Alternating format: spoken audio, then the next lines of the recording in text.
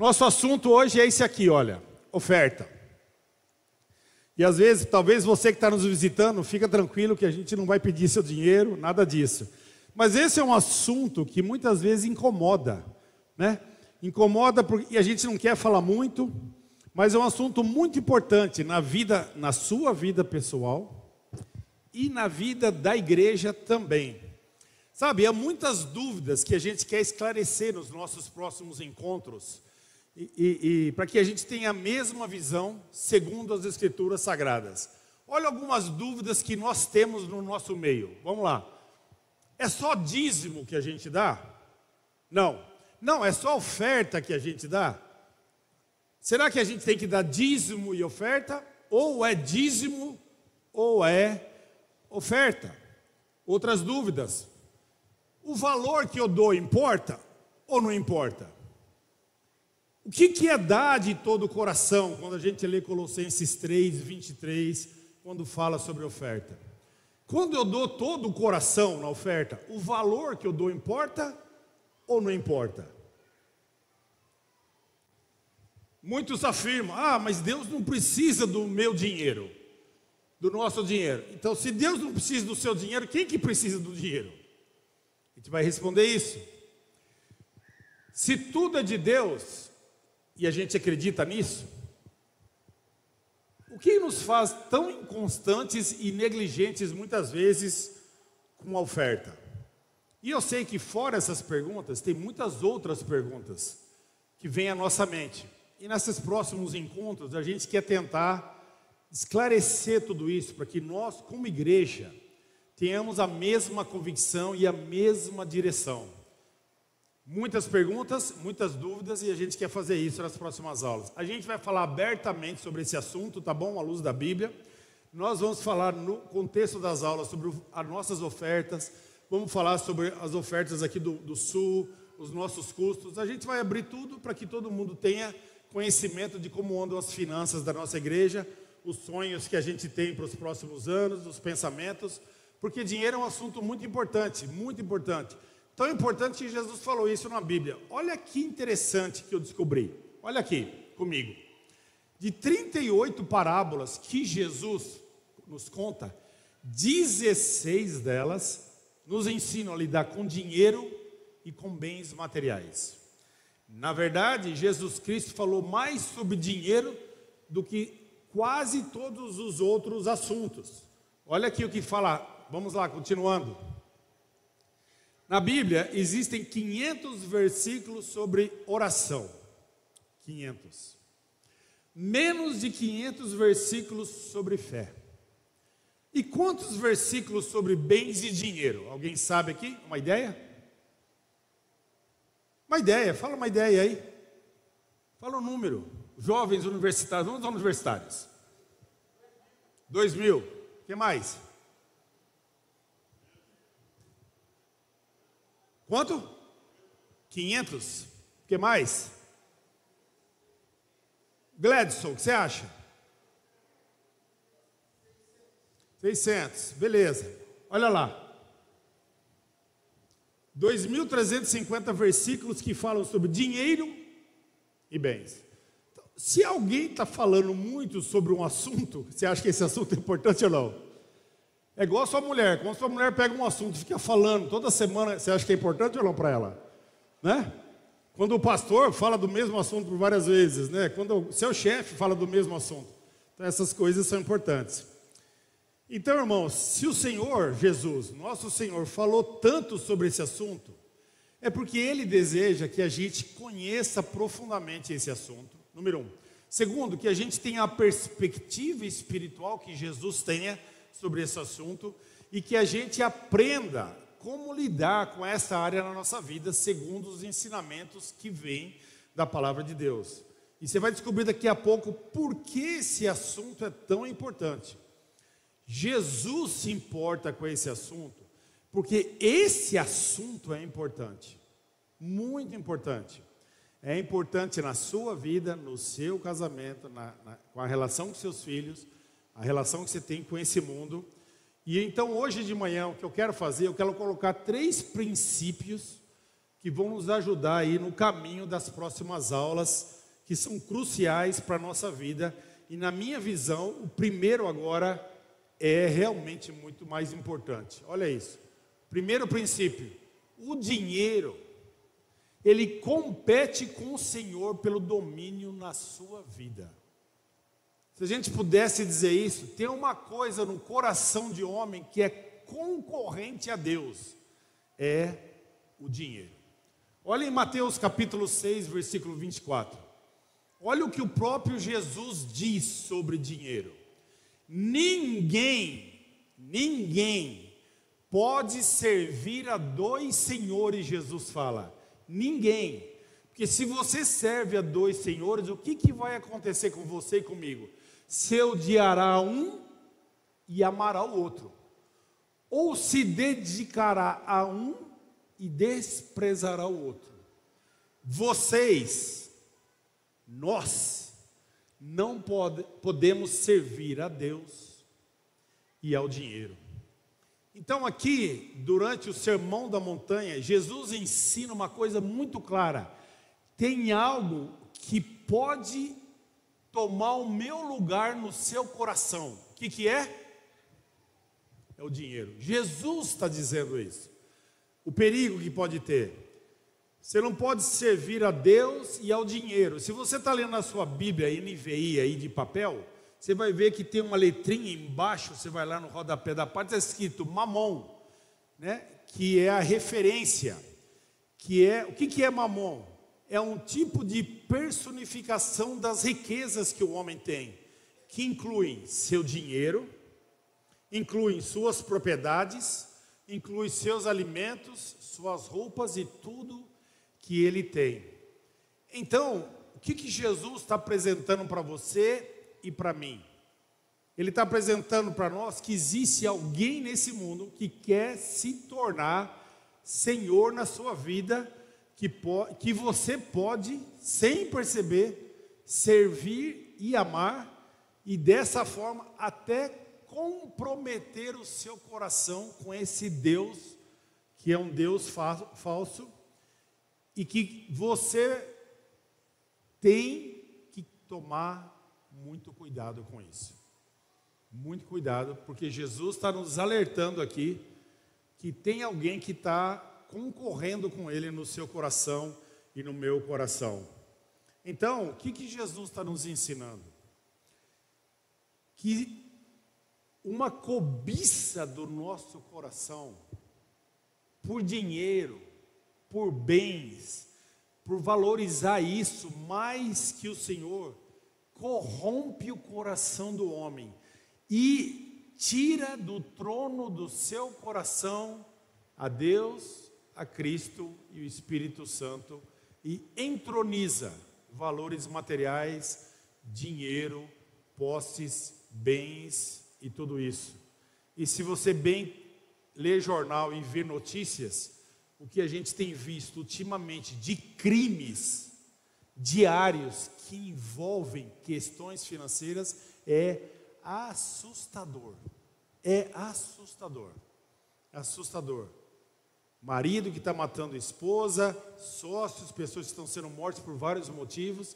Você deve conhecer casos de famílias que se desfizeram por causa de dinheiro. Você deve saber de casos, como eu sei, de filhos que eram tão amigos e próximos, mas quando os pais morrem e deixam herança, os filhos se dividem, se destroem. A gente tem na mídia casos famosíssimos de filhos que arrumaram uma maneira de matar os pais para eles receberem a herança. Percebe como Jesus é sério com esse assunto e como a realidade que a gente vive é muito séria e está dando demonstrações que o que Jesus está afirmando é uma verdade mesmo, né, na nossa vida. Então, o próximo slide diz assim, olha, o dinheiro e os bens são os maiores competidores com o senhorio de Jesus Cristo em nossa vida. E eu acredito nisso mesmo. E nós queremos, então, nessas aulas, desmistificar esse assunto. Entender o que significa isso. Entender como que a gente pode não cair nesse engano, mas ao contrário, desfrutar da maneira correta como Deus dá todas as bênçãos para nós nessa área financeira. Jesus diz, você precisa decidir qual Senhor você vai servir. É impossível servir o dinheiro, mesmo que às vezes você faz isso de uma forma limitada, não tão visível, porque às vezes a gente entroniza o dinheiro, mas a gente não faz isso de uma maneira pública, às vezes é de uma maneira particular na nossa vida, que ninguém percebe, mas você percebe na sua vida, quando você começa a ser questionado sobre generosidade. E aí entra um confronto de interesses dentro de você. No século XII, olha que interessante. No século XII, quando haviam as cruzadas, que eram as conquistas religiosas, as guerras religiosas, os cruzados, aqueles que tinham esse desejo de invadir e de conquistar, o que eles faziam? Em vez de eles irem para a guerra, eles contratavam mercenários para irem nas batalhas no lugar deles. Mas como era uma guerra religiosa, o que eles faziam? Para ir para a guerra, o mercenário precisava ser batizado antes da luta.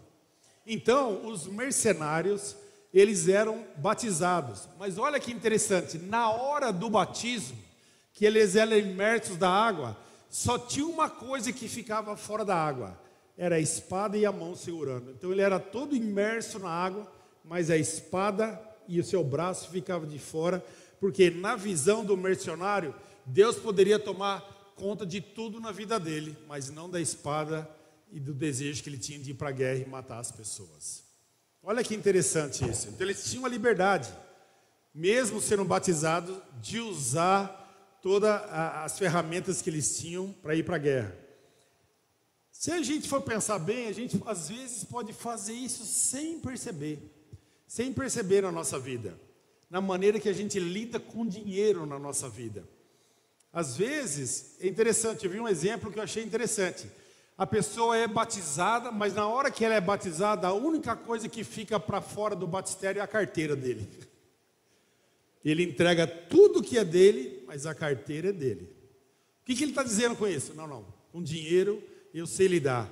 O dinheiro é meu, o dinheiro eu vou cuidar do meu jeito, eu tenho capacidade para lidar com o dinheiro, então o dinheiro não vai comigo para dentro da água, porque eu não quero que o senhorio de Jesus exerça sobre minhas condições financeiras. Olha que interessante isso, e como a gente tem que pensar muito nisso. Nosso segundo princípio é esse aqui, olha, que vai nortear. A maneira que lidamos com o dinheiro afeta a nossa comunhão com o Senhor. Olha em Lucas 16, capítulo 11. Leiam comigo. Assim, se nós aqui, não formos dignos de confiança em lidar com as riquezas desse mundo, olha isso, se a gente não é digno de confiança, se a gente não sabe lidar com as riquezas desse mundo, ímpio, quem confiará as verdadeiras riquezas a você? O que Jesus está nos ensinando? Ele está equiparando a maneira que a gente lida com o dinheiro com a qualidade da vida espiritual que a gente vai ter. Com a qualidade da vida espiritual que a gente vai ter. Se nós lidamos, cada um de nós, com dinheiro, com bens, de maneira apropriada, de acordo com os princípios espirituais da palavra de Deus, nossa comunhão com Cristo vai ficar mais forte. Mas, se a gente gerencia o dinheiro de uma forma infiel, diferente dos princípios espirituais, a sua relação com os valores espirituais com Deus também será afetada negativamente, com certeza. Então, na minha experiência que eu tenho como cristão e como pessoa que também recebo um salário e tenho meus bens, eu posso afirmar uma coisa para vocês na minha experiência, em todo o meu coração, que eu tenho adquirido com Deus através desses anos todos. Que quando a gente segue princípios financeiros e conselhos espirituais para lidar com essa área na nossa vida, você realmente vai crescer no seu relacionamento com Deus.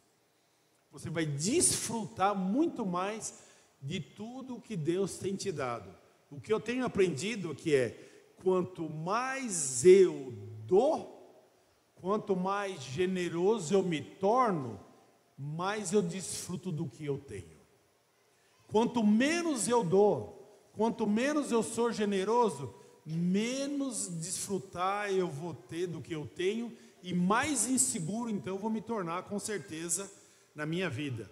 Então, se a gente corre atrás desses princípios que nós estamos querendo ensinar aqui, então nós vamos ter a certeza seguinte, que dentro do nosso coração a gente não vai ter nada competindo com Jesus Cristo no nosso coração. Nada vai competir com Deus. Nada vai tomar o lugar de Deus na nossa vida. Nada vai tomar o senhorio de Deus na nossa vida, porque a gente vai aprender a lidar com o dinheiro dessa maneira, como Jesus ensina, e essa maneira que a gente pode desfrutar de muitas coisas maravilhosas dele.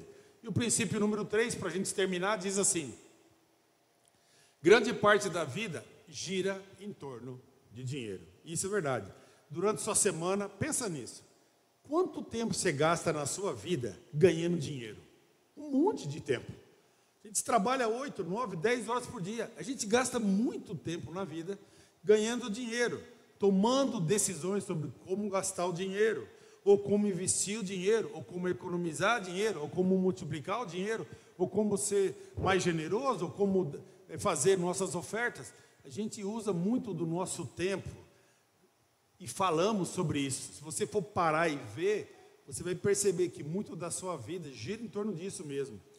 Mas felizmente, Deus nos orienta e Deus nos prepara adequadamente para essa tarefa, por meio da palavra de Deus, do projeto que Ele tem, como a gente lida com dinheiro. Graças a Deus Ele nos orienta nisso.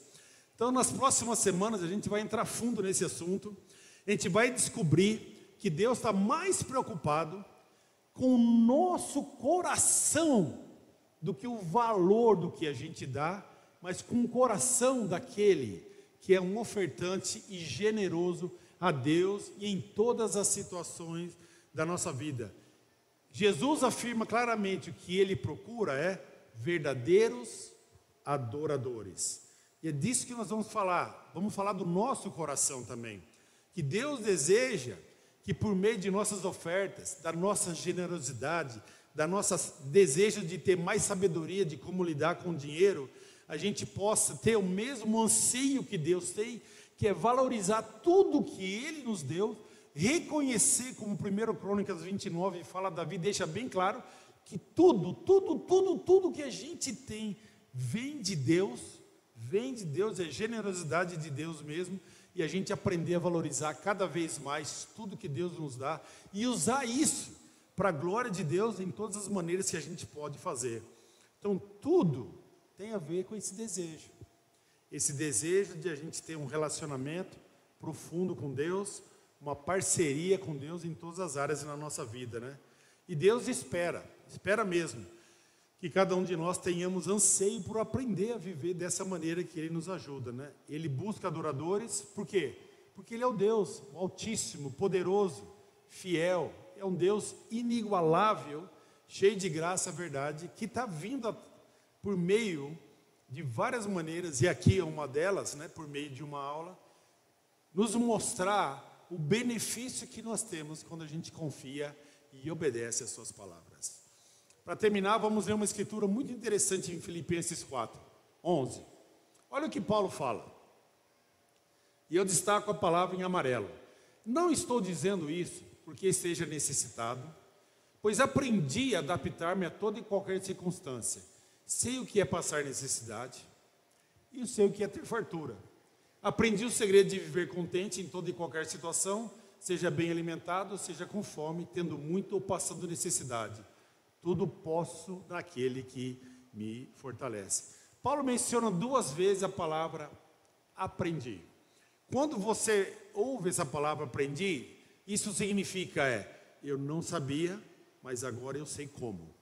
Eu desconhecia, mas agora eu sei como fazer. Olha que interessante que ele fala. Então, ele fala com uma coisa interessante aqui na segunda parte. Não, volta, por favor. Ele fala, olha, aprendi o segredo de viver contente.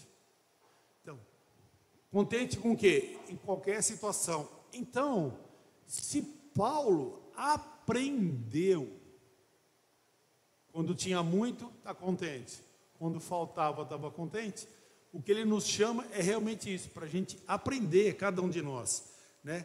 Nós não nascemos com instinto de contentamento constante. Nosso instinto maior é de reclamação. Mas o que a palavra nos ensina é que a gente pode aprender. A gente pode mudar a maneira de olhar. A gente pode mudar a nossa perspectiva de vida. A gente pode ser influenciado para a palavra de Deus, como Paulo foi, para a gente aprender alguns segredos tão importantes que estão na palavra de Deus. Então, o convite para as próximas semanas é isso aqui, ó. É aprender. Aprender como lidar com o nosso dinheiro, aprender na Bíblia o que a gente pode fazer com nossas ofertas, aprender na Bíblia como ser uma pessoa generosa, aprender na Bíblia como ter esse coração que Deus deseja que a gente tenha, e que Deus tem, Deus é generoso demais com a nossa vida. Esse é o convite de Deus sobre a gente como lidar com o nosso dinheiro, nossas ofertas, nosso bem e nossas posses. Amém? Se você parar agora e olha para esse prédio, tudo que você está vendo nesse prédio, presta atenção, tudo que você está vendo. Olha, você está vendo o microfone, você está vendo o celular, você está vendo o microfone, caixa de som, mesa, som, ladrilho, cadeira. Você tem um sapato aí, não tem? Tem meia, tem roupa íntima, tem casaco, tem óculos, tem carteira, tem moeda, tem dinheiro, tem ventilador, tem luz, tem tomada. De onde veio tudo isso? Debaixo da terra. Tudo isso aqui vem desse planeta. O planeta que a gente vive é generoso porque Deus que criou o planeta é generoso. E esse é o desejo dele, que nós que moramos num planeta onde ele é generoso, a gente também seja habitantes generosos em nossas vidas, com tudo que Deus tem nos dado. Imagina se Deus não tivesse dado nada disso que a gente tem. A gente ia estar sentado na rua, na terra, sem tenda, sem microfone, eu aqui gritando, me esgoelando, e vocês tentando entender, e todo mundo em pé, porque não ia ter cadeira também, né? Mas como Deus é generoso, a gente desfruta de tanto conforto e tantas coisas maravilhosas, amém? Então esses são os 3 princípios hoje. A gente vai terminar aqui esse momento. Nós não vamos ter a roda de edificação hoje, que hoje é só uma introdução sobre o assunto. A semana que vem a gente vai continuar. Então nós vamos orar agora e vamos ter um pequeno intervalo. Oremos. Senhor, muito obrigado por nós estarmos aqui. Te agradecemos por esse momento especial. Que a gente possa realmente ter esse tempo na igreja, todos nós juntos, e aprendermos mesmo. Aprendermos a compreender a sua generosidade, compreender seu coração, desmistificar esse assunto sobre oferta e dízimo, se tem teus dois, não tem teus dois, se é de todo o coração, como que funciona isso. Mas na verdade o intuito nosso, Pai, é reconhecer que nós queremos crescer para ter o mesmo coração que o Senhor tem, em todas as áreas da nossa vida e com todas as bênçãos que o Senhor derrama sobre nós. Muito obrigado por cada um que está aqui, que nós possamos continuar agora tendo um ótimo tempo juntos aqui, no convívio, que a gente possa querer amar um ao outro, nos confraternizarmos nesse momento, para que a gente possa desfrutar do corpo da igreja, dessa maravilha que o Senhor criou para cada um de nós. Muito obrigado, te agradecemos e oramos em nome de Jesus Cristo. Amém. Então vamos ficar em pé, dá um abraço na pessoa ao seu lado, nós temos 10 minutos de intervalo.